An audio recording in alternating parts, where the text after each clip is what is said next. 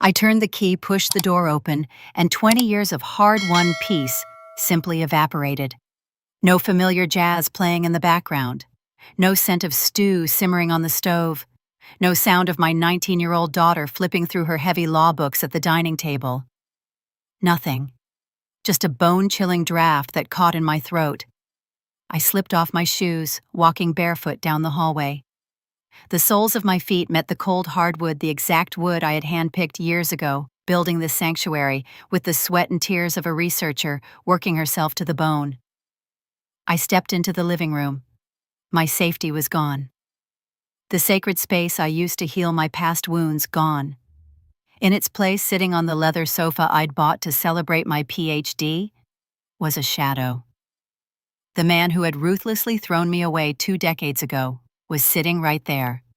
No apologetic bouquet, no remorseful gaze. He just sat casually, legs crossed, drumming his fingers against the glass coffee table, acting as if the 20 agonizing years my daughter and I spent surviving were nothing but an afternoon nap he'd just woken up from. Before I go on, I know you're listening to this. Maybe you're folding laundry, driving your commute, or lying in the dark wondering when sleep will finally come. Wherever you are, I want to know. Leave a comment and tell me where you're watching from and what time it is there. And if this story has you hooked, hit like, share, and subscribe so you don't miss the next part. Trust me, you are going to want to see how this ends. I am 39 years old. My name is Emily. Long gone are the days when I was a trembling 19-year-old girl, crying and begging for love in sheer desperation. Life has ground me down and forged me into a sharpened blade hidden beneath the calm exterior of a grown woman. I slowly set my handbag down. I didn't scream. I didn't shed a single tear.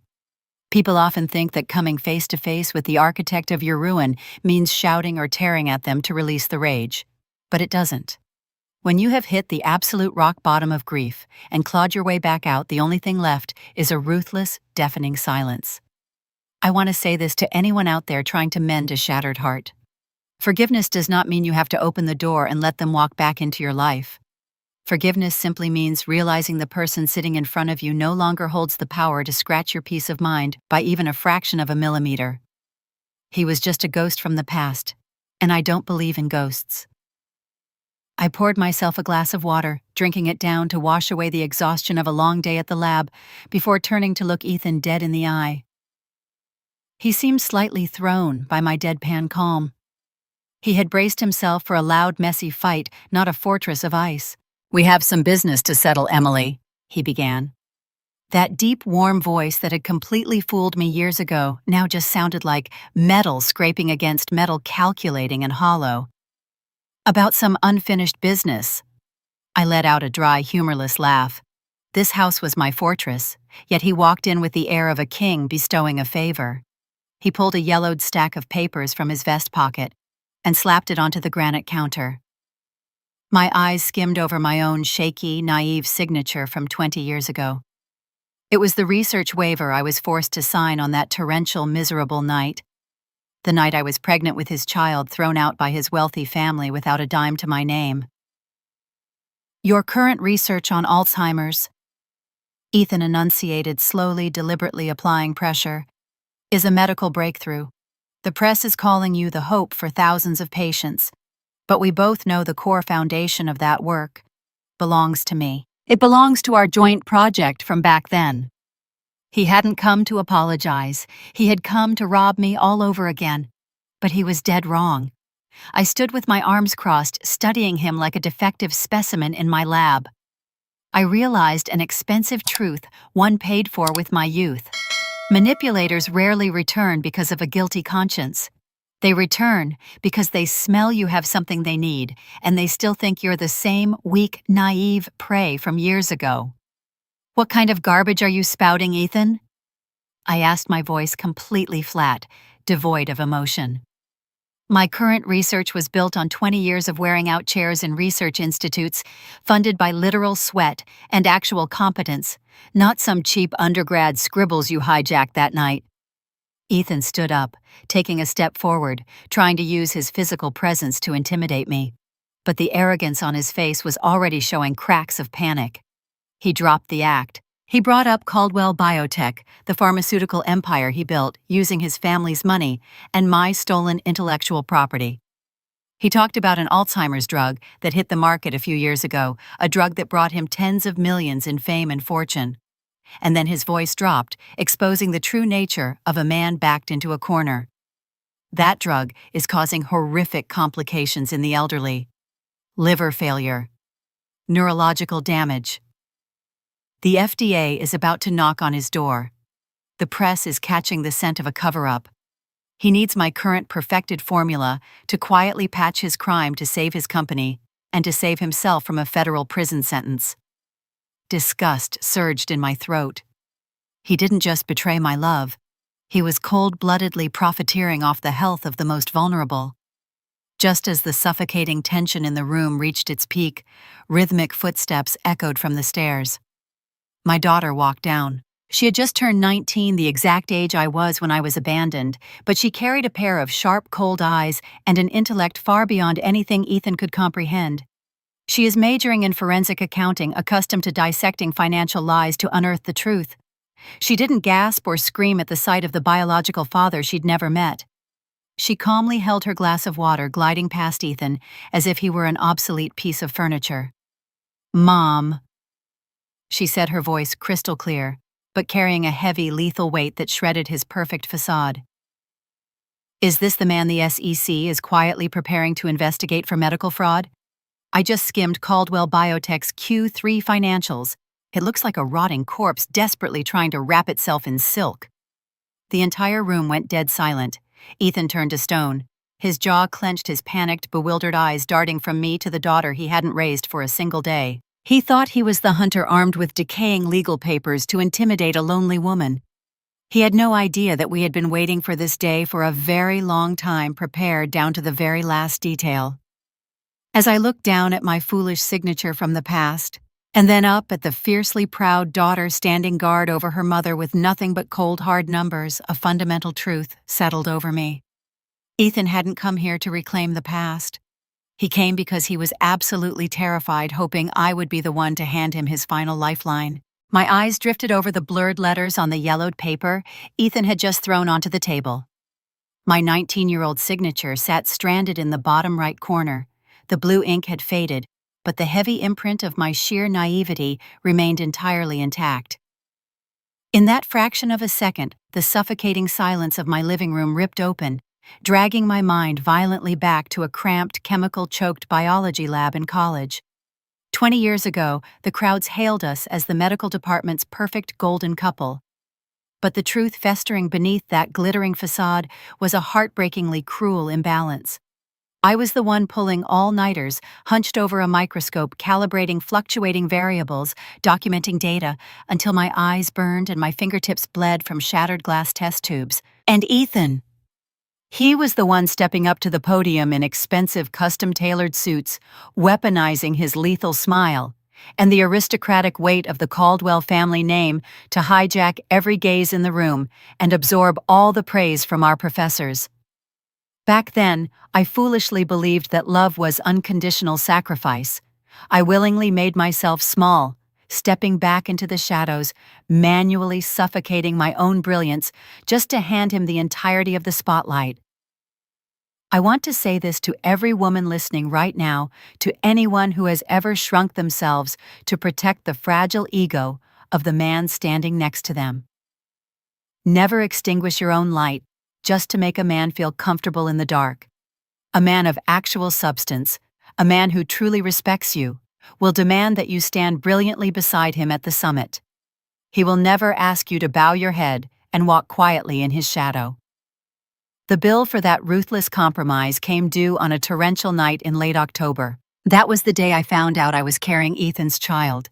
Instead of the joyful tears of a couple preparing for parenthood, what I received was a bone-chilling bucket of ice water from his aristocratic family. To the Caldwell dynasty, I wasn't a human being, and I certainly wasn't the mother of their grandchild.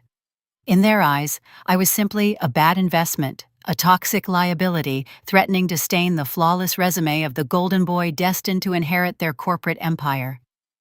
That night I stood shivering before the towering wrought iron gates of the Caldwell estate, soaked to the bone, heavily pregnant, and thrown out onto the street without a dime to my name.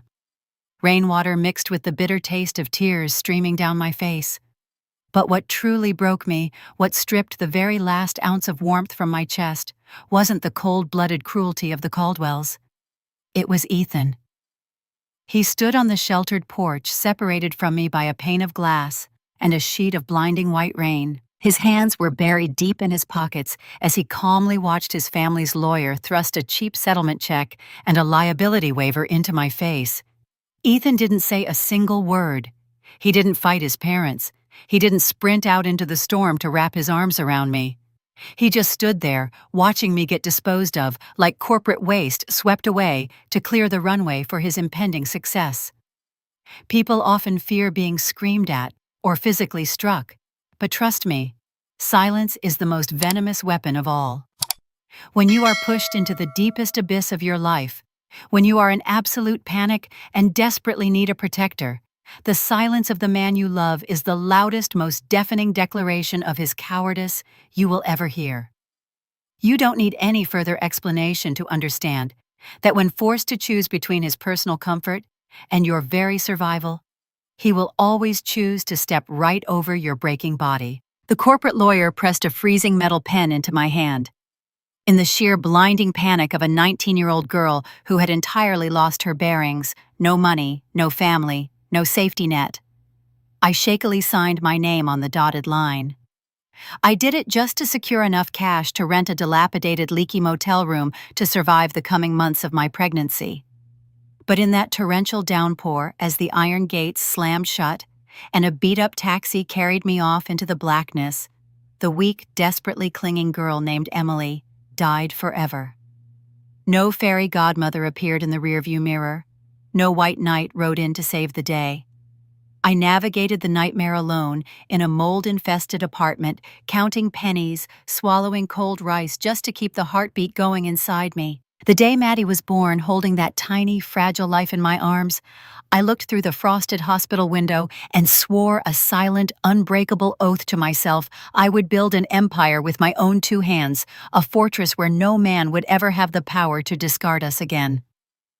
Hitting rock bottom is a terrifying, violent experience that makes you feel as though you are going to shatter into a million pieces.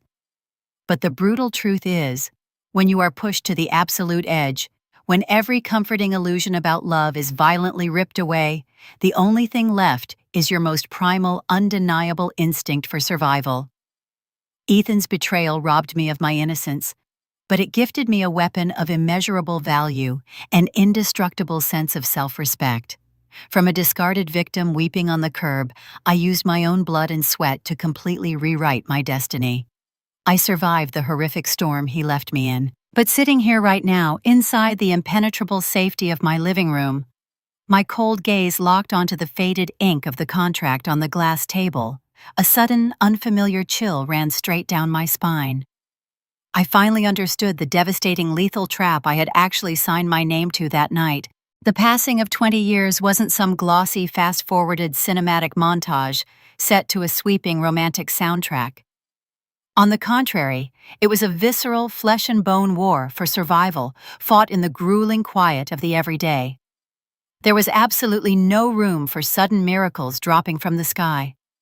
My life was stitched together by exhausting, bone-deep 16-hour shifts, bouncing between the suffocating heat of crowded university lecture halls and the freezing fluorescent glare of the research lab at 3 a.m.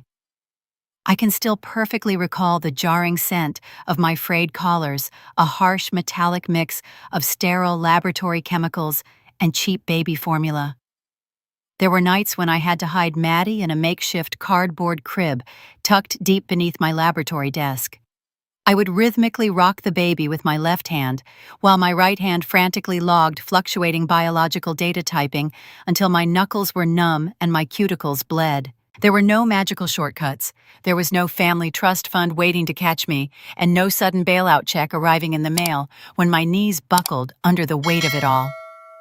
I want to share this truth with anyone out there who is currently on their hands and knees picking up the shattered pieces of their life from absolute scratch. Rebuilding a life with your own two bare hands is not glamorous, and it certainly isn't pretty. It is agonizing, it is isolating, and it is brutally unforgiving. But every rushed, half-eaten meal you skip, every sleepless night you spend nursing a stress-induced stomach ulcer, every single time you swallow your own bitter tears just to force a reassuring smile for your child, all of those agonizing moments are solid bricks. You are silently, methodically laying the foundation of an impenetrable fortress. And the most magnificent thing about a fortress built with your own blood and sweat is that no man, no matter how powerful or manipulative he thinks he is, can ever take it away from you again. My drive to conquer Alzheimer's disease wasn't born out of some hollow thirst for academic prestige or shiny glass trophies. It was rooted in a profound, deeply personal belief in the sanctity of human dignity. During my grueling early years, working the floors of specialized memory care units, I held countless trembling, paper-thin hands. I watched heartbroken as thousands of elderly patients slowly, helplessly lost their grip on who they were. When memories are eroded, a person loses their entire recorded history.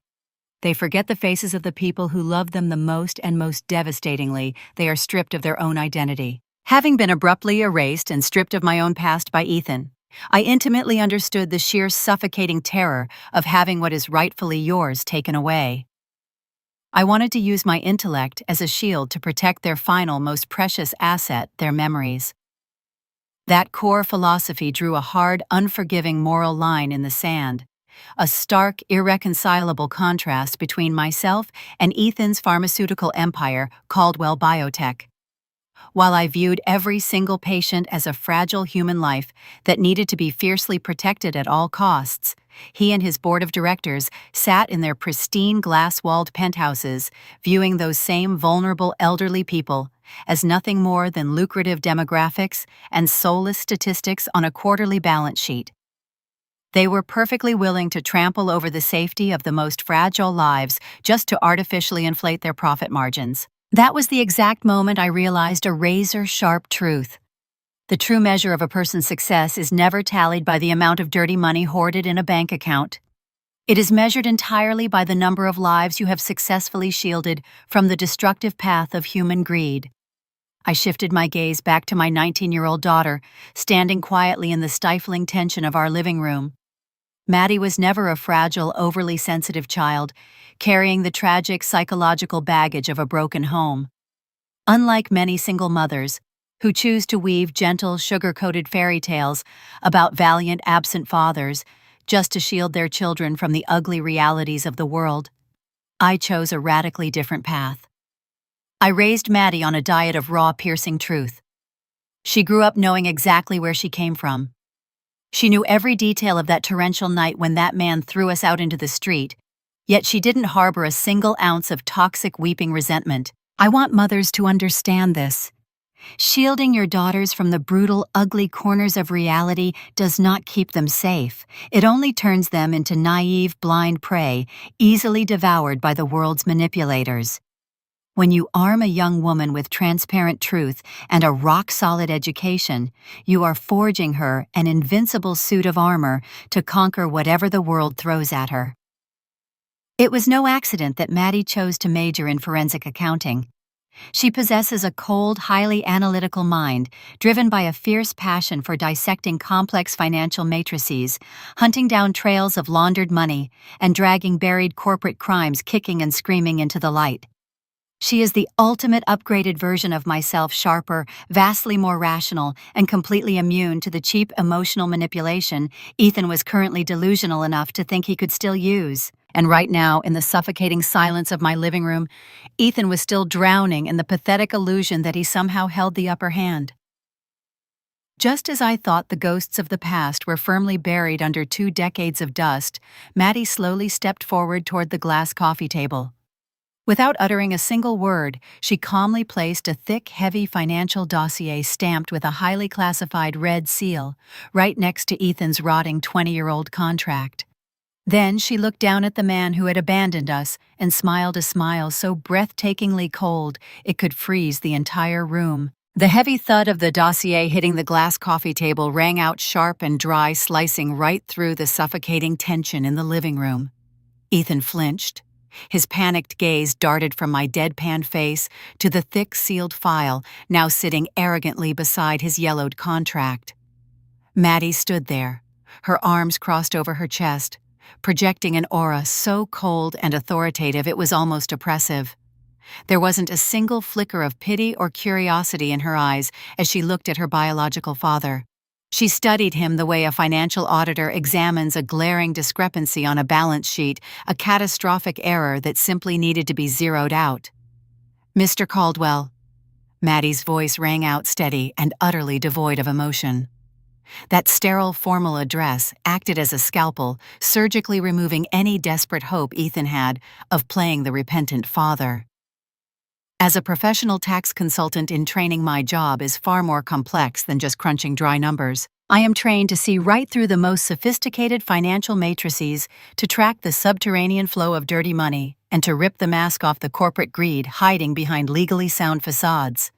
And for the past 18 months, I have spent every spare minute of my time dissecting the financial anatomy of Caldwell Biotech. Ethan swallowed hard, his Adam's apple bobbing with visible difficulty. He had never anticipated being cornered by a 19-year-old girl. Maddie rhythmically tapped her index finger against the red dossier, methodically delivering the first killing blow. She had painstakingly unraveled a labyrinthine network of offshore shell companies registered in tax havens. These phantom corporations, acting as Ethan's puppets, had quietly been swallowing up the private investment funds bankrolling my medical research institute. He had covertly bought out the lifeblood of my lab, meticulously weaving an invisible noose around my neck. It was designed to choke me out, forcing me to drop to my knees and surrender my current perfected research to him. Watching my daughter back that ruthless man into a corner, using the absolute chilling precision of numbers, a fierce wave of maternal pride surged in my chest. I want to impart this hard-learned lesson to any woman currently facing psychological manipulation. The ultimate weapon against an emotional abuser is never your tears or your rage. Emotion is malleable. It can be twisted and turned against you. Data cannot. We do not fight back with screaming matches or tearful accusations. We strike back with ironclad evidence, with authenticated documents, and with the most cold-blooded, ruthless logic. Tears eventually dry up, but bank statements and tax fraud records are immortal, and they will absolutely bury your enemies. And then the most horrifying truth about the paper I was forced to sign in the rain 20 years ago was finally dragged naked and screaming into the light. It was never just a liability waiver or a separation agreement. His family had exploited the sheer blinding panic of a shivering 19-year-old girl to bury a lethal legal clause in the fine print, the permanent total transfer of my intellectual property rights for our biological research. Ethan had used my raw, fatally flawed college notes as the bedrock to manufacture the Alzheimer's drug that was currently making him billions. But because he was nothing more than an intellectual parasite, he didn't realize that the old formula contained a catastrophic biological flaw I hadn't yet had the chance to correct. He had turned a blind eye, likely bribing his way through expedited clinical trials, and recklessly unleashed that drug onto the market. Now the truth was beginning to bleed out. Thousands of elderly patients were suffering through horrific side effects, acute liver failure, severe neurological deterioration, and body-wrecking seizures. He wasn't just a pathetic excuse for a man who turned his back on his family. He was a cold-blooded corporate criminal, a butcher in a bespoke suit, desperately clawing for a way to silence the media and dodge a life sentence in a federal penitentiary. Stripped entirely of his hypocritical mask, the cornered animal finally bared its teeth. The arrogance bred into the bone of a man born on third base propelled Ethan out of his seat. He lunged forward, slamming his hands flat against the glass table, completely abandoning his smooth, calculated baritone to reveal the vicious, bullying core underneath. "You think you're both so damn smart," he hissed, the whites of his eyes webbing with angry red veins. "I hold the leash on every dime of your funding, Emily. I am the one signing the paychecks for that pathetic research institute of yours. If you don't hand over the corrected formula right now to save Caldwell Biotech, I will drain every last cent. I will grind 20 years of your precious career into dust. You'll be thrown right back out onto the street, and this time no one is going to hire a disgraced scientist stripped of her research rights. He genuinely believed his wealth made him invincible. He believed that enough money could snap anyone's spine.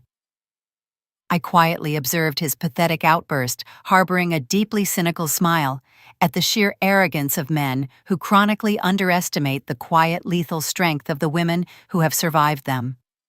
They always assume they can use money to terrorize a woman who has already learned how to survive with absolutely nothing.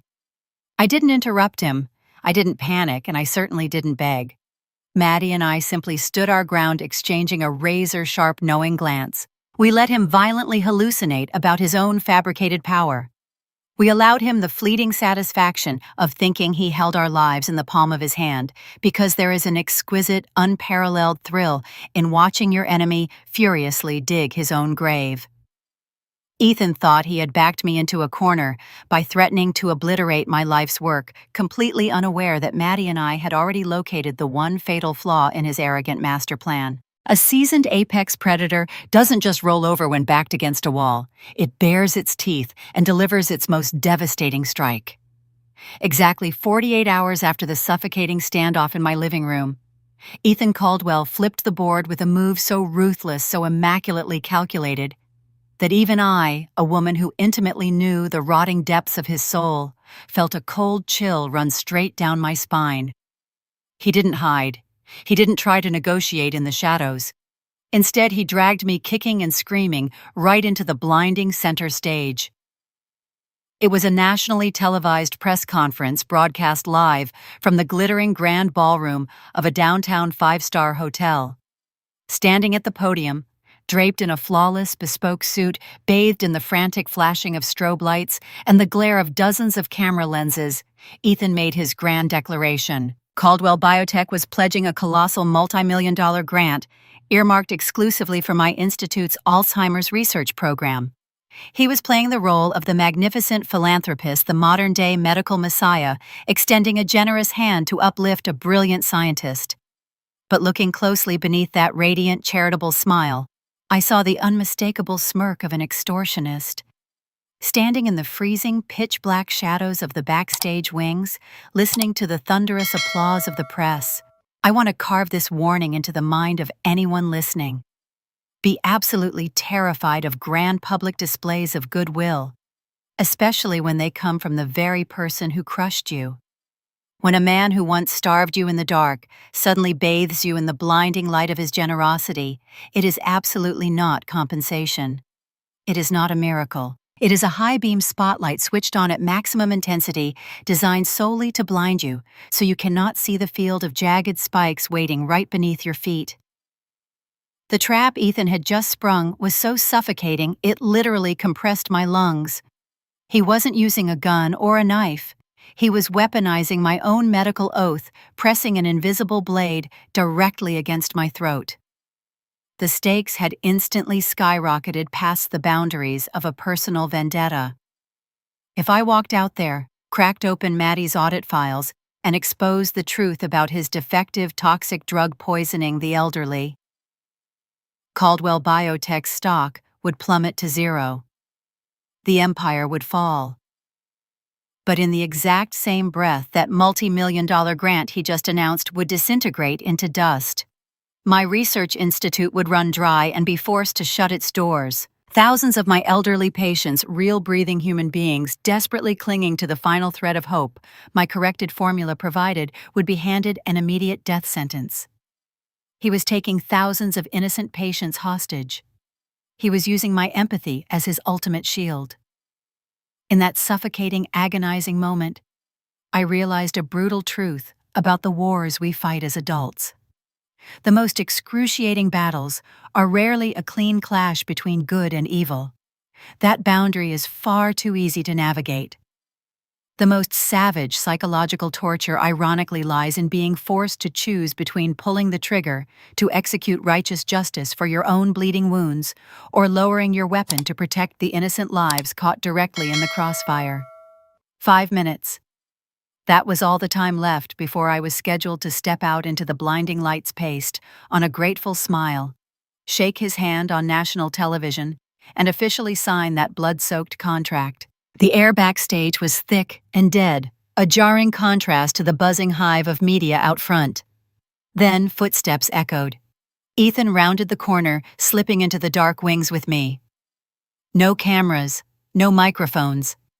He abruptly dropped the mask of the untouchable CEO. His eyes were bloodshot and brimming with tears. His voice was fractured and trembling. He delivered an immaculate, breathless performance of remorse. He swore to God that 20 years ago his family had backed him into a corner, that he had never stopped agonizing over it every single night, and that deep down in some hidden recess of his soul, he had always loved me. The soaked, shivering 19-year-old girl in the rain might have felt her eardrums vibrate at that magnetic confession. But at 39, my eyes were as cold and sharp as a surgical scalpel. I effortlessly sliced right through his cheap theatrics to see the shallow, putrid bottom of his soul. I want to leave you with one final lesson about this specific brand of counterfeit remorse. The tears shed by a cornered predator are never an offering of pity for its prey. They are weeping to mourn the loss of their own absolute dominance. He wasn't crying over my 2 decades of agony. He was crying because his billion-dollar throne and his narcissistic ego were currently sliding off the edge of a cliff, and he was frantically trying to manipulate me into pulling him back up. I didn't even bother to smirk. I didn't waste a single syllable on sarcasm. I simply shifted my icy gaze over Ethan's shoulder, looking straight into the deepest pitch-black corner of the backstage area. Maddie was standing there. She was dressed in a razor-sharp black suit, her spine perfectly straight, her hands gripping the crimson-red legal dossier that contained the complete death warrant of the Caldwell Empire. I looked deep into my daughter's eyes. Not a single word needed to be spoken. We exchanged a silent, imperceptible nod, yet it carried enough seismic force to level mountains. The final decision was made. I would defend my patients to the bitter end, but I was absolutely not going to let this monster walk out of this building in one piece. The booming voice of the announcer echoed through the PA system, calling my name to step out into the blinding, white-hot spotlight. I took a deep, steadying breath, my fingers tightening around the hard spine of the cold legal folder. I lifted my chin, ready to walk out there, shake hands with the devil, and permanently burn his empire to ash. I emerged from the freezing pitch-black wings into the dead center of the stage, where dozens of high-wattage spotlights poured blinding white light onto the red carpet. The thunderous applause of hundreds of reporters and shareholders crashed over me like a storm. Ethan stood there radiating a blinding, triumphant smile. He extended his hand, fully expecting a televised handshake of absolute surrender. I stepped into his space. I reached out and met his grip. His skin was feverishly warm from the stage lights and sheer intoxicating arrogance. Mine was as cold as a block of glacial ice. That wasn't the handshake of a defeated woman agreeing to a compromise. It was the physical delivery of a death sentence. I moved to the podium, deliberately taking my time to adjust the microphone. The cavernous ballroom slowly bled into a hushed, breathless silence. Hundreds of camera lenses locked onto my face, eagerly waiting to capture the weeping, grateful tears of a scientist who had just been tossed a miraculous lifeline. But they got nothing of the sort. I stood perfectly straight, my spine made of steel, and swept a serene gaze across the sea of faces. When I finally spoke, my voice was a low, slow, unyielding baritone, completely devoid of a single tremor. I began by officially accepting the position as the highest executive director of the Alzheimer's Clinical Project, graciously accepting the colossal multi-million-dollar grant Caldwell Biotech had just offered. Standing just a few feet behind me, Ethan let out a heavy, audible exhale of relief. His arrogant smirk deepened. He genuinely thought he had won, He believed his moral trap had successfully chained me to his sinking ship. But in the very next second, I placed Maddie's crimson-red audit dossier flat on the polished wood of the podium. The sharp, crisp sound of heavy paper turning echoed like a gunshot through the state-of-the-art sound system. I looked dead into the center camera lens, preparing to flip the entire board with a lethal, terrifying composure. I want the women who have been crushed and discarded to understand this. The absolute pinnacle of elegance and victory does not lie in screaming, throwing things, or hurling insults at your abuser. The ultimate elegance is keeping your heart rate resting at a steady 60 beats per minute, keeping your face as placid as a glass lake, while every single syllable you calmly pronounce dismantles your enemy's entire universe into microscopic shards of glass. I announced to the national press the precise buried truth behind the contract signed in the rain 20 years ago. No one could have possibly predicted that the sheer arrogance and elitist disdain of the Caldwell dynasty would forge the exact blade used to sever their empire's head today. 2 decades ago, his family's corporate lawyers were so desperate to legally insulate the Caldwell fortune from the garbage research of a pregnant, destitute college girl that they drafted an incredibly sloppy, cruel clause. The fine print explicitly dictated that Ethan Caldwell would hold sole personal legal liability for any and all catastrophic failures, bearing the absolute entirety of the risk and financial damages for any commercial derivatives born from that original biological formula. The entire ballroom gasped. A shockwave rippled through the crowd. Camera shutters erupted into a frenzied, blinding strobe of flashes. The blood instantly drained from Ethan's face, leaving him looking like a reanimated corpse. His jaw dropped. He tried to lunge forward to rip the microphone away from me, but it was as if an invisible force had nailed his expensive leather shoes directly to the floorboards. I didn't give him a fraction of a second to breathe. I delivered the final crushing blow, the masterpiece my daughter and I had meticulously orchestrated in the shadows for months. Armed with the surgical precision of a forensic tax consultant, Maddie had mapped out Caldwell Biotech's bleeding financial arteries. Through a labyrinth of anonymous proxy investment funds, my legal team had quietly purchased the entirety of the corporation's massive, suffocating debt. I looked out into the crowd and announced a devastating reality. Because the current defective Alzheimer's drug was causing a cascade of lethal complications, the impending federal fines were about to easily shatter the billion-dollar mark. And because of that bulletproof sole liability clause he had forced me to sign, the board of directors of Caldwell Biotech had held a panicked emergency session at dawn this morning. To save the corporation from an immediate catastrophic federal shutdown, the board had voted unanimously. They terminated Ethan as CEO, effective immediately, and seized every single one of his shares to liquidate as collateral for the incoming tsunami of civil lawsuits. So standing at this podium, I was not merely accepting a charitable grant. I was officially assuming majority control of Caldwell Biotech. I was taking his factories, his cutting-edge technology, and his capital to perfect my research. I was going to fix his broken drug and save the thousands of elderly patients he had treated like expendable collateral. The very weapon he had tried to use to extort me was now resting firmly in my palm, repurposed as a tool to heal the world. 4 security personnel in sharp black suits silently materialized on the stage. They didn't show a shred of hesitation as they clamped their hands onto Ethan's arms. He completely collapsed inward. The smooth, silver-tongued excuses were gone. The arrogant, predatory gleam in his eyes had been extinguished. He was dragged off the stage, stripped of his reputation, his multi-million-dollar fortune, and inevitably his freedom once the FBI kicked his door down tomorrow morning. In one single, flawlessly executed move, he lost absolutely everything. I stood there at the podium watching the pathetic retreating back of the man who had discarded me in the pouring rain. I didn't mock him. I didn't spit venom. I didn't shout a bitter parting curse. Inside my chest, there was only a vast, serene, and weightless emptiness. I turned back to the microphone, looking directly into the lens, to deliver one final message to the audience. The greatest, most magnificent revenge in the world is not standing over your enemies and watching them writhe in agony.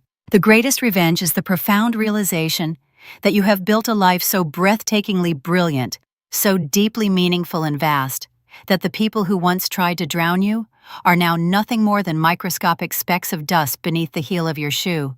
They simply do not matter anymore. I walked off that stage, not as a woman who had finally settled a bitter, decades-old score, but as a mother and a healer who had simply taken out the trash so the real work could finally begin. My story comes to its close right here, not with the deafening, messy roar of vengeance, but with the profound, unshakable quiet of a soul that has finally healed. Looking back across the desolate expanse of 20 grueling years, the greatest truth I can offer you isn't a masterclass in how to obliterate a toxic man, but rather the brutal, beautiful art of pulling your own bones from the ashes and daring to stand back up. The most magnificent, arrogant form of revenge you will ever exact is simply this: crafting a life so blindingly radiant, so fiercely anchored in peace and absolute purpose, that the people who once broke you no longer have the security clearance to even step inside your orbit. Refuse to let your past become a suffocating prison cell. Melt those heavy, rusting chains down and forge them into an impenetrable armor, one designed to protect not just your own beating heart, but the fragile lives of those who cannot yet fight for themselves. I know for a fact that I am speaking to women right now who have held the shattered, bleeding pieces of their own lives in their hands and somehow found the terrifying courage to survive. How did you pull yourself through the suffocating blackness of those endless, lonely nights? I want you to drop a comment below and pour your story into this space, because I am constantly listening, and I draw an immeasurable strength from your quiet resilience. If walking this road with me has touched something deep inside your spirit, if it has injected even a single drop of fierce courage into your veins, please hit the like button, share this video with a woman who desperately needs to hear it, and subscribe to this channel so we never have to walk these roads alone again. Let us echo this strength outward into the world, because waiting just over the horizon is a breathtakingly beautiful chapter of life, and the pen is finally resting exactly where it belongs, right in our own hands.